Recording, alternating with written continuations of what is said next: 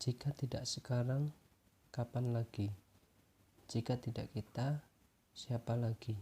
Dua kalimat yang layak dan pantas untuk memulai dan memahami video ini. Abad ke-7, para pejuang Sriwijaya telah mewujudkan Indonesia ke-1. Abad ke-14, para pejuang Majapahit mewujudkan mimpi Indonesia kedua. Pertanyaannya, abad 21, tantangan semua pihak untuk mewujudkan Indonesia makmur raya berkeadilan.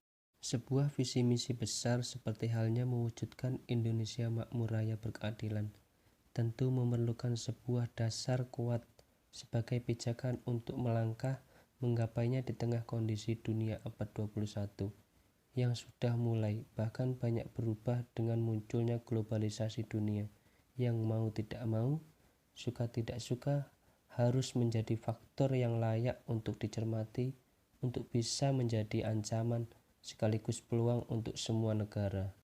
Dalam era globalisasi ini, jika bangsa dapat dianalogikan sebagai sebuah restoran yang harus bersaing dengan restoran lain, maka restoran tersebut harus mempunyai menu andalan untuk bisa bersaing dengan restoran lain, walaupun menu lain yang bukan menu andalan tetap disajikan melengkapi menu yang dijadikan andalan.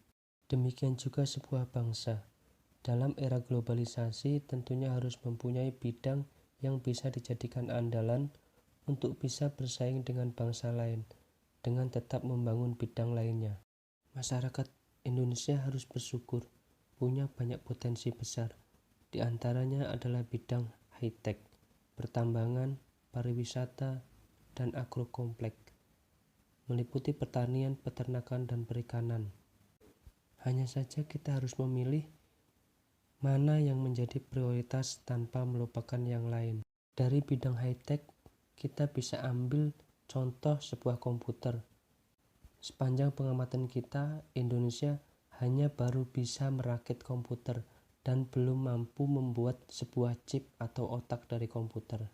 Dari dunia penerbangan, walaupun Indonesia bisa memproduksi pesawat, tetapi di luar sana orang sudah sampai ke bulan dengan pesawat ulang-aliknya.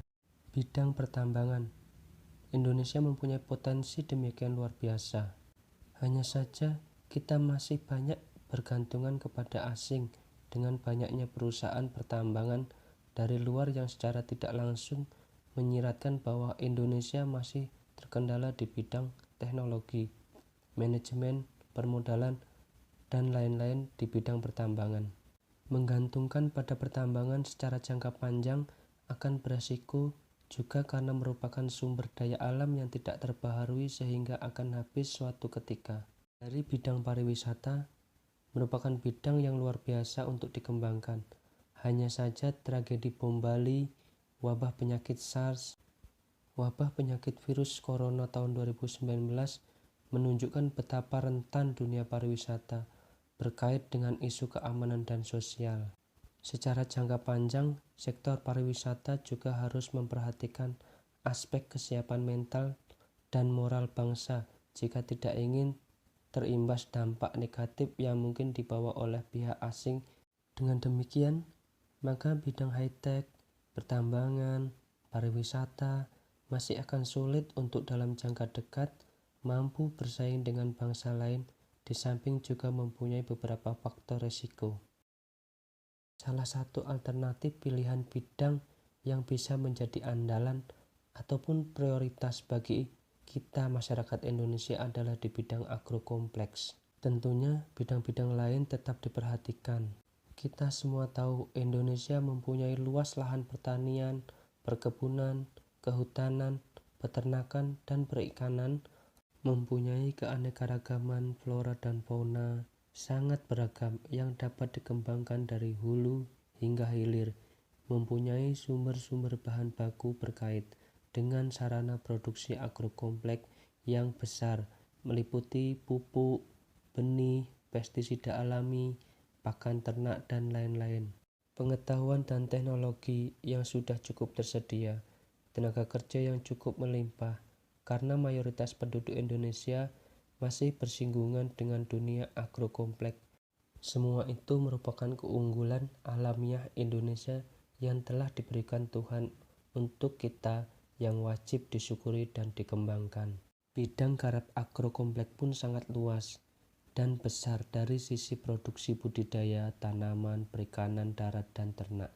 Mulai industri sarana penunjang produksi, pupuk, benih, dan pestisida, hingga industri penunjang agrokompleks. Mengingat jumlah populasi umat manusia ke depan yang bertambah besar tentu merupakan aspek pasar yang luar biasa. Yang jelas, secara filosofi bidang agrokompleks adalah bidang yang mendasar bagi kehidupan umat manusia, sehingga sampai kapanpun tidak akan pernah habis potensinya dan akan selalu dibutuhkan oleh umat manusia dalam kondisi apapun. Satu hal yang terpenting, di Indonesia 70% masyarakat masih bergerak baik langsung maupun tidak langsung dengan bidang agrokompleks, sehingga jika yang mayoritas ini maju akan mempunyai efek multiplier yang besar bagi kemajuan bangsa. Dengan demikian, maka agrokompleks adalah bidang yang sangat berpotensi untuk dikembangkan dalam rangka membawa Indonesia makmur raya berkeadilan, sekaligus menjadi bidang yang dapat menjadi modal dan benteng bangsa dalam era globalisasi.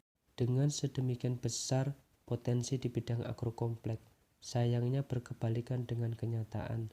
Saat ini diantaranya sektor produksi dan sektor sumber daya manusia. Di sektor produksi masih belum memenuhi aspek kuantitas, kualitas, kelestarian, sehingga acuan pokok apapun jenis kegiatan produksi di agrokompleks bobot panen masih rendah, kualitas, rasa, warna, aroma, keawetan hasil panen, keamanan dari zat-zat berbahaya bagi kesehatan belum tercapai, dan kelestarian lingkungan masih terabaikan. Dari sisi sumber daya manusia, tani misalnya, masih lemah di sisi pola pikir, mental, dan motivasi, keilmuan, dan modal.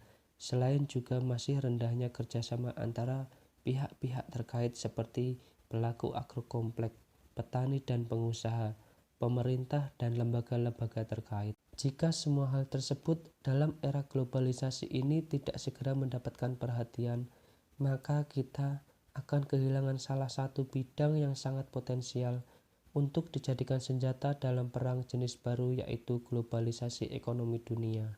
Para petani tanaman, ternak, dan ikan, pihak yang berkaitan dengan dunia agrokompleks akan menjadi korban keganasan arus globalisasi dunia, padahal mereka merupakan bagian mayoritas masyarakat Indonesia, sehingga sedikit banyak akan berpengaruh pula pada kestabilan sebagai sebuah negara. Hal mendasar yang diperlukan adalah suatu konsep dan sistem yang dapat meningkatkan serta memperbaiki agrokompleks agar aspek ketiga tercapai.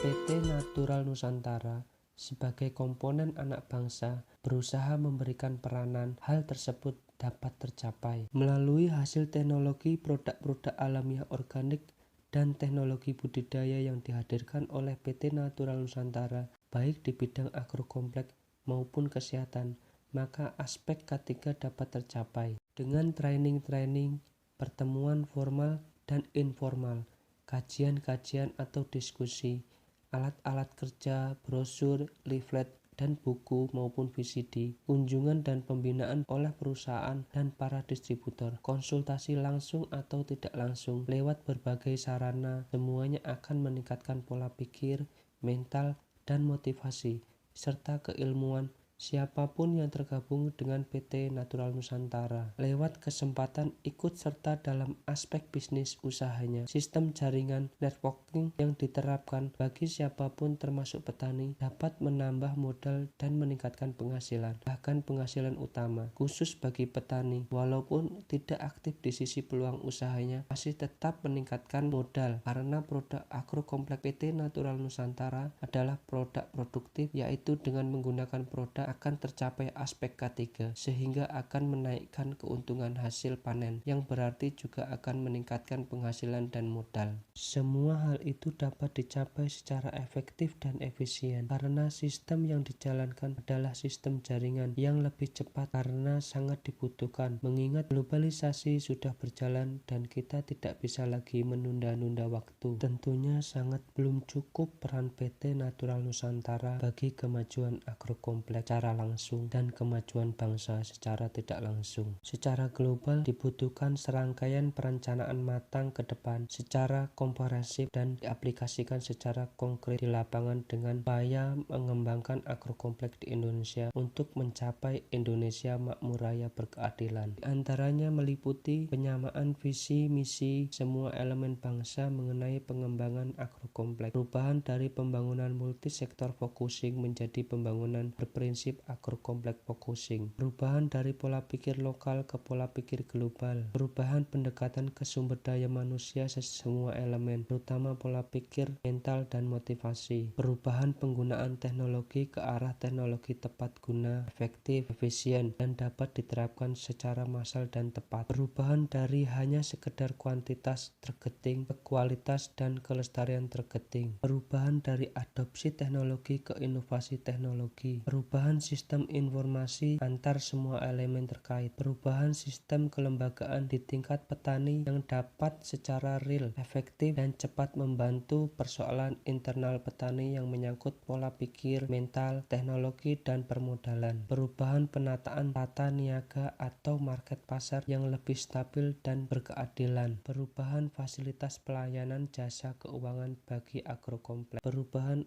arah pengembangan pembangunan dari sentralisasi ke otonomi daerah, dari perkotaan ke pedesaan, dari pusat ke pinggiran. Yang jelas dibutuhkan satu kekuatan mimpi, satu visi besar, satu tekad kuat, satu komitmen permanen untuk mengangkat dan memajukan dunia agrokompleks di Indonesia agar dapat menjadi bidang andalan dalam upaya memakmurkan Indonesia sekaligus menghadapi persaingan global.